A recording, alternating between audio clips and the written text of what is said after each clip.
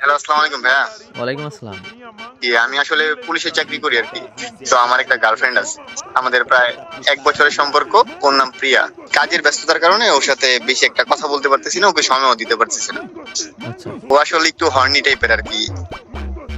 ইদানিং মনে হচ্ছে যে ওর মধ্যে একটু সমস্যা আছে। যে আপনি একটু বিষয়টা দেখতেন। আচ্ছা, আচ্ছা। ঠিক আছে, থাকে কোথায় ভাই? সে হচ্ছে উত্তরা। আচ্ছা, ঠিক আছে, আমি দেখতেছি। জাস্ট নাম্বারটা আমাকে দেন। আর ঠিক আছে, আমি আপনাকে নাম্বার পাঠাচ্ছি।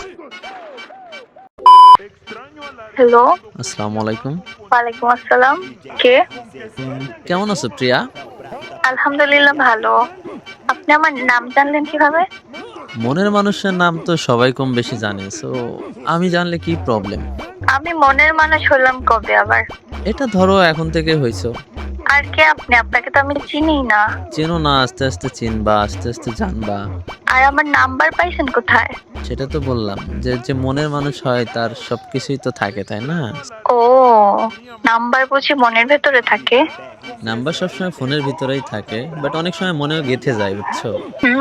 বুঝলাম। ভালোই কথা বলতে পারেন।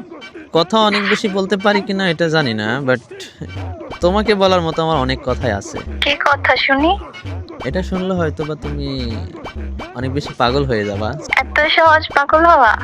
আই থিঙ্ক এত সহজ না, বাট পাগল হইতেও পারো। দেখা যাক, পরিচয়টা দিলে ভালো হয়। সত্যি চিনলাম না। আমি ঢাকাতেই থাকি। আমার সাথে দেখা হয় না এখনো, বাট দেখা হবে উত্তরাতে ইনশাল্লাহ। আমি তো এত সহজে দেখা করি না। এত সহজ নাকি ধরা দেওয়া? পাখি ধরতে কি আমার শিকারী হতে হবে নাকি? পাখির জন্য তো একটা শক্তপোক্ত খাঁচাই যথেষ্ট। হ্যাঁ, বাট শিকারি ভালো হওয়া দরকার। খাঁচাটাও শক্ত